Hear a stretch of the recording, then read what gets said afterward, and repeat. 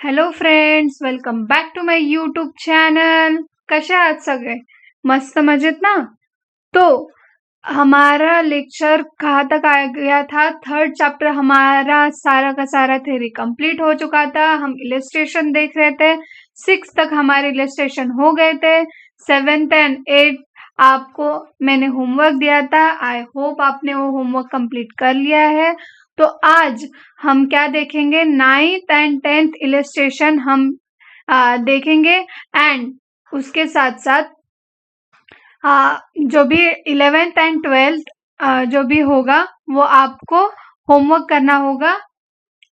तो आज का लेक्चर स्टार्ट करने से पहले प्लीज चैनल को सब्सक्राइब कर दीजिए और ज्यादा से ज्यादा लोगों तक शेयर कर दीजिए। तो लेट्स स्टार्ट। आज का लेक्चर स्टार्ट करते हैं। 9th question, the following balance sheet of firm Triveni traders as on 31st March 2019। Partners कौन कौन है? Narmada and Godavari are the partners of the firm who are share profits and losses in ratio 3:2। 3:2 आपका ratio होगा। तो चलो बढ़ते हैं आगे। Balance sheet as on 31st March 2019। Liabilities side देखते हैं। क्रेडिटर्स कहा जाएगा लाइबिलिटी साइड, कैपिटल कहा जाएगा नर्मदा का एंड गोदावरी का चला जाएगा पार्टनर्स कैपिटल के credit side. Then cash at bank asset side, building asset side, machinery asset side, furniture asset side, stock asset side, debtors asset side. तो ये हो गया आपका सिंपल पोस्टिंग है। देन अब देखते हैं जो भी एडजस्टमेंट है। ये देखो, Kaveri shall pay 4,000 rupees as a goodwill. Goodwill कितना है? 4,000 रुपीज एज अ गुडविल है। The amount retain in business, business में है। तो कहाँ पे? एक तो पार्टनर्स कैपिटल के क्रेडिट साइड में चला जाएगा। जो भी डिवाइड होगा 4,000 दोनों पार्टनर्स के बीच। एंड सेकेंड उसका इफेक्ट कहाँ पे चला जाएगा? बैंक में। एक तो बैंक में चला जाएगा या फिर डायरेक्ट आप असेट में लिखना चाहो तो भी लिख सकते हो। वन ऑन द सेम, दोनों का इफेक्ट सेम ही आएगा क्योंकि बैंक भी अगर बैंक का भी लास्ट में अगर टोटल करेंगे और वो अकाउंट भी आप टैली कर देंगे तो बचा हुआ बैलेंस भी आपका असेट साइड में जाएगा। तो गुडविल डायरेक्टली भी आप असेट साइड लिख सकते हैं या फिर बैंक में से बैंक में लिख के वो भी ट्रांसफर हो सकता है। तो सेकंड देखते हैं। She shall bring in 12,000 as a capital. 12,000 as a capital लिया है। 1/4 the share profit in future profits में। तो वो कहाँ चला जाएगा? पार्टनर्स कैपिटल के क्रेडिट साइड, जो कि कावेरी के अकाउंट में चला जाएगा credit side. And second effect उसका बैंक में चला जाएगा। Then firm assets were revalued as, revalued का मतलब होता है एडजस्ट कैसे हो रहा है। अभी न्यू पार्टनर्स आ गया है तो बिल्डिंग कैसे हो गया है? देखो 24,000 बिल्डिंग है, लेकिन बिल्डिंग अगर आप बैलेंस शीट में देखोगे तो कितना है? 20,000 रुपीज। तो कितना बढ़ रहा है? 4,000 रुपीज आपका बढ़ रहा है बिल्डिंग, मतलब एप्रिसिएशन हो रहा है। तो एप्रिसिएशन मैंने कहा था प्रॉफिट जब भी बढ़ेगा तब कहाँ चला जाएगा? रिवैल्यूएशन अकाउंट के क्रेडिट साइड। रिवैल्यूएशन अकाउंट का मतलब होता है profit and loss adjustment account. दोनों का भी अल्टरनेटिव है नाम। एक तो profit and loss adjustment account कह लो या फिर रिवैल्यूएशन अकाउंट। तो रिवैल्यूएशन अकाउंट के क्रेडिट साइड एंड बिल्डिंग में असेट साइड तो वो चला ही जाएगा। Then machinery and furniture to be reduce हुआ है, मतलब कम हुआ है। 10% कम हुआ है, मतलब क्या होगा? एक तो ये रिवैल्यूएशन अकाउंट के डेबिट साइड चला जाएगा क्योंकि हमारा लॉस हो गया है। एंड देन असेट में से भी लेस होगा। तो मशीनरी आप देखेंगे तो 28,000 है, तो उसका 10% मतलब 2,800 रुपीज, जो कि आपका माइनस होगा मशीनरी में से, मशीनरी। एंड फर्नीचर का भी देखो 1,200 फर्नीचर है, उसमें से 120 आपका माइनस होगा, जो कि आपका रिड्यूस किया है 10%। ये दोनों भी हमारा 120 एंड 2,800 आपका दोनों भी लॉस है, इसलिए वो कहाँ पे चला जाएगा? रिवैल्यूएशन अकाउंट के डेबिट साइड एंड असेट में से माइनस हो जाएगा। Then provision of 5% on debtors is to be made और डाउटफुल डेटर्स कितना है 36,000 रुपीज। तो उसका अगर हाफ करेंगे तो आपका कितना आंसर आ जाएगा 3,600। आपका 10% आएगा, उसका हाफ करेंगे तो आपका 5% आएगा। तो जो भी आपकी वैल्यू आएगी बैड डेट्स वो कहाँ पे चले जाएंगे, डेटर्स में से माइनस हो जाएगी। माइनस होने का मतलब क्या हो गया, फिर से हमारा रिवैल्यूएशन अकाउंट के डेबिट साइड में चला जाएगा क्योंकि हमारा वो लॉस है, इसलिए ये भी रिवैल्यूएशन अकाउंट के डेबिट साइड एंड डेटर्स में से माइनस हो जाएगा। Then stock taken at value of 20,000 rupees. Value कितना है 20,000 रुपीज। तो 20,000, अब भी देखते हैं कि स्टॉक कितना है। स्टॉक है आपका 16,400। तो आपका बढ़ के कितना हो गया है 20,000, मतलब कितना ज्यादा है 3,600 आपका ज्यादा है। इसका मतलब रिवैल्यूएशन अकाउंट के क्रेडिट साइड में जाएगा क्योंकि वो हमारा प्रॉफिट है, इसलिए 3,600 आपका जाएगा रिवैल्यूएशन अकाउंट के क्रेडिट साइड एंड दूसरा वो स्टॉक में ऐड हो जाएगा। कौन से स्टॉक में ऐड हो जाएगी, देखो ये 16,400 में, उसमें वो 3,600 ऐड होगा, मतलब आपका वैल्यू आएगा 20,000 stock. The excess of capital Narmada and Godavari over their due proportion of sharing profits, the new firm is to be transferred to their respective loan account. तो देखो जैसे मैंने कहा था बिल्डिंग का आपका एप्रिसिएशन हुआ है, जो कि आपका एप्रिसिएशन होके बढ़ के हो गया है 24,000। तो एप्रिसिएशन का 4,000 आपका आ जाएगा रिवैल्यूएशन अकाउंट के क्रेडिट साइड में क्योंकि हमारा प्रॉफिट हुआ है। देन अभी देखते हैं मशीनरी आपका है 28,000, उसमें आपको 10% डेप्रिसिएट करना था, तो 2,800 आपका माइनस होके आपका आंसर आ जाएगा 25,200। और 2,800 का सेकेंड इफेक्ट आपका चला जाएगा, लॉस हुआ है इसीलिए आपका चला जाएगा P&L एडजस्टमेंट अकाउंट में। तो अब देखते हैं आगे। फर्नीचर आपका है 1,200, उसमें से अगर आप डेप्रिसिएशन 10% माइनस करेंगे तो आएगा 120 और आपका आंसर आ जाएगा 1,080। तो 120 का सेकेंड इफेक्ट आपका कहाँ चला जाएगा, जो कि आपका देखो P&L एडजस्टमेंट अकाउंट में यानी कि रिवैल्यूएशन अकाउंट में। वैसे ही स्टॉक देखो हमारा कितना था 16,400, लेकिन अभी कितना बढ़ के हो गया है वो 20,000 बढ़ के हो गया है, मतलब हमें कितना ऐड करना पड़ेगा 3,600 हमें ऐड करना होगा, इसलिए 3,600 अगर आप ऐड करेंगे मतलब हमारा प्रॉफिट है, इसलिए स्टॉक का हमारा कहा जाएगा रिवैल्यूएशन अकाउंट के क्रेडिट साइड में।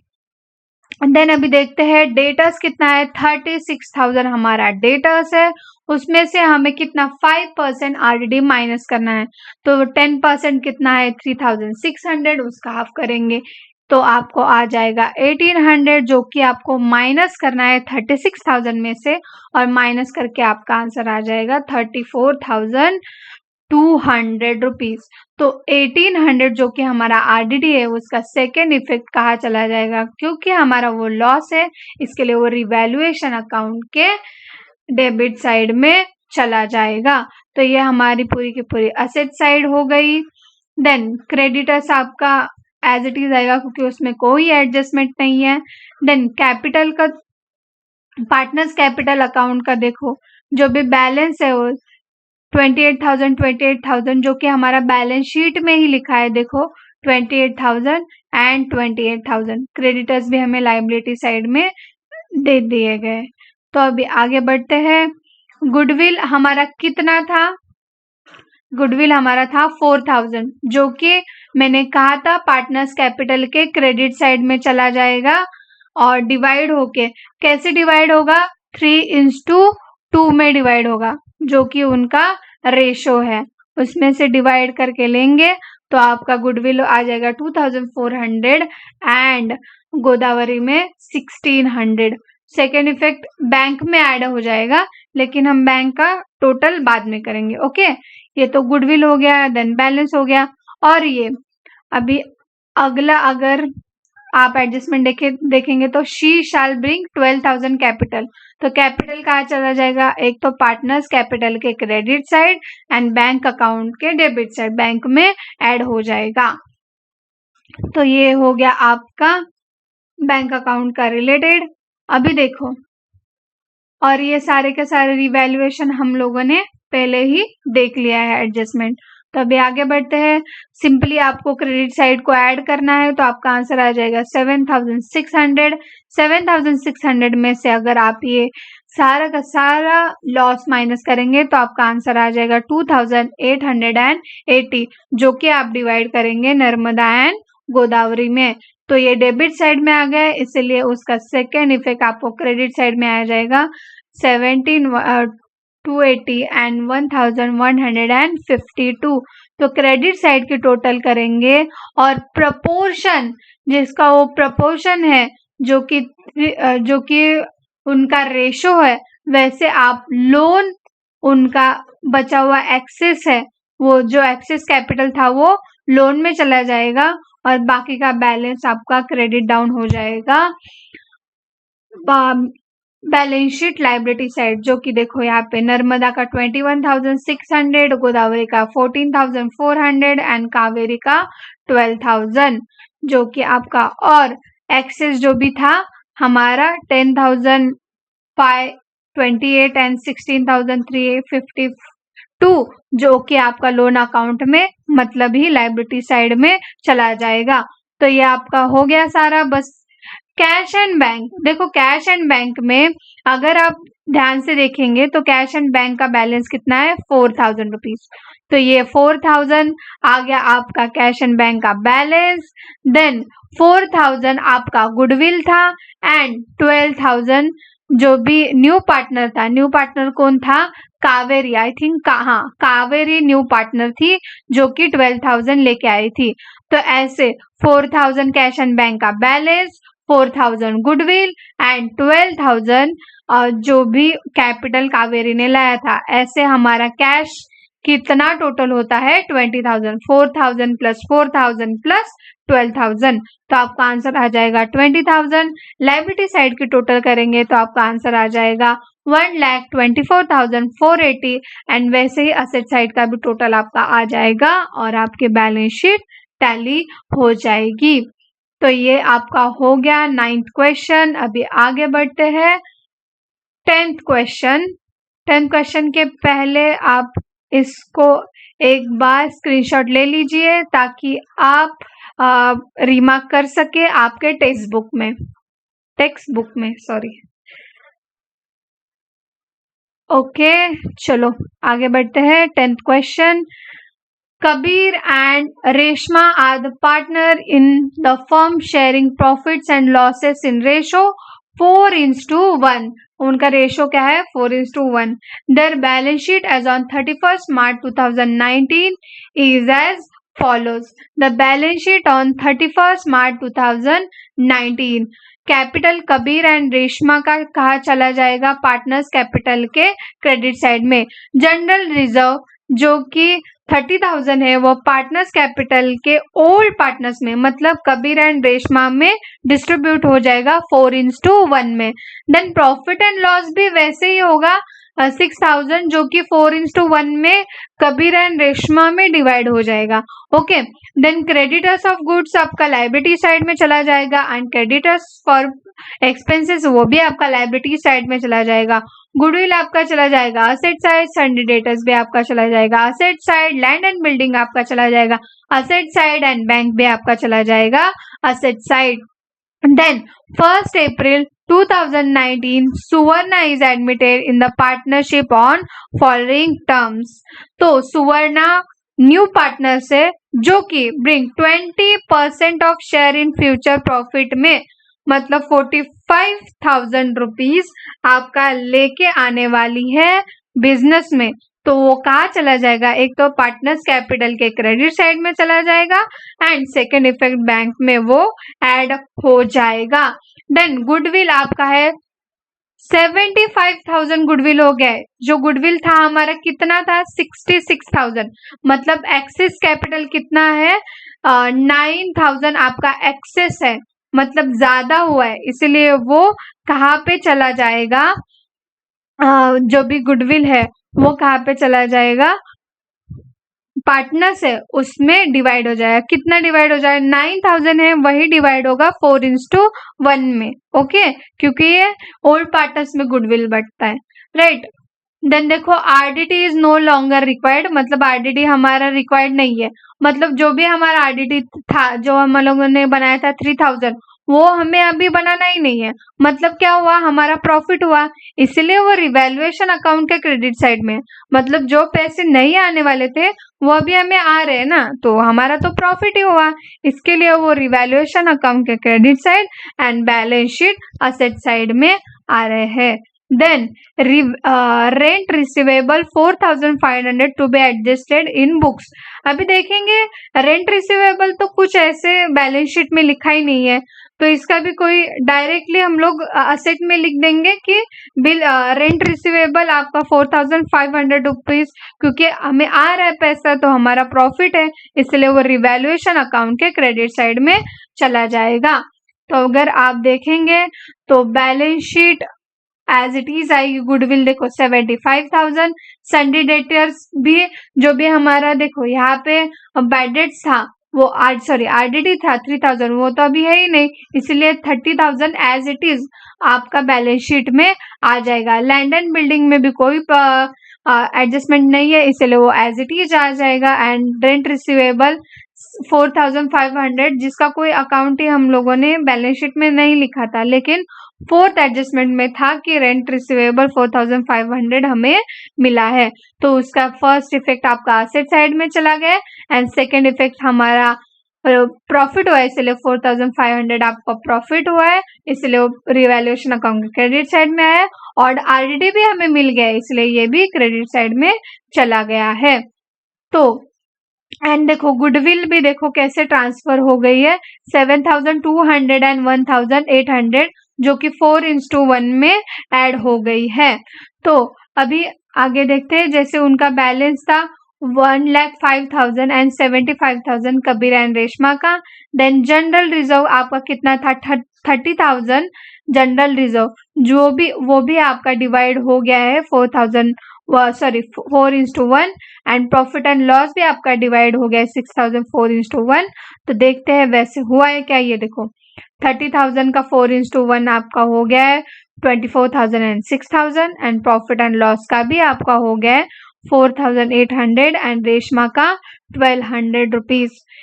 और सुवर्णा ने जो भी कैपिटल लाया था 45,000 वो उसके अकाउंट में लिख दिया गया है। तो ये हमारा कैपिटल। और प्रॉफिट एंड लॉस अगर आप देखेंगे, ये देखो बैलेंस शीट में 6,000 ये भी आपका आ गया है। तो अभी आप क्या करेंगे, करंट अकाउंट अगर आप देखेंगे कि करंट अकाउंट में कितना बैलेंस है कबीर एंड रेशमा का, तो वो भी आपको लिखना है। करंट अकाउंट में यहाँ पे कोई करंट अकाउंट बना ही नहीं है, क्योंकि उन्होंने कहा है कि डायरेक्टली आपको ये करना है। ये देखो profit and loss adjustment account, partners current account, capital account. तो करंट अकाउंट का न्यू जो भी प्रॉफिट एंड शेयरिंग रेशो में होगा ओपनिंग कैपिटल में, वो आपका चला जाएगा करंट अकाउंट में। तो इसीलिए उसका बैलेंस है 3,000 एंड 49,500 रुपीज। तो बैलेंस बाकी का जो बचा है वो आ जाएगा 1,44,000, 36,000 एंड 45,000। और उसमें से ये सारे अगर क्रेडिट साइड माइनस करेंगे तो आपको प्रॉफिट एंड लॉस एडजस्टमेंट आपका हो जाएगा 6,000 एंड 1,500 रुपीज।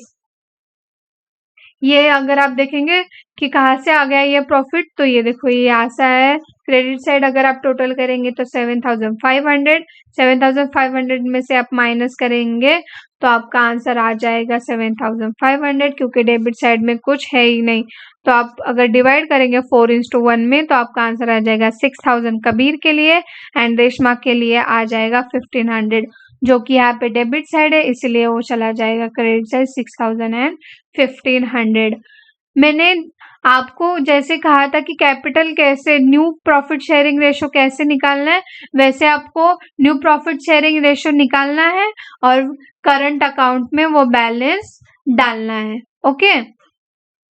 देन आगे बढ़ते हैं बैलेंस शीट। तो अगर आप देखेंगे तो ये जो भी डेबिट साइड में बैलेंस बचा है वो as it is balance sheet के लायबिलिटी साइड में चला जाएगा 1,44,000, 36,000 एंड 45,000।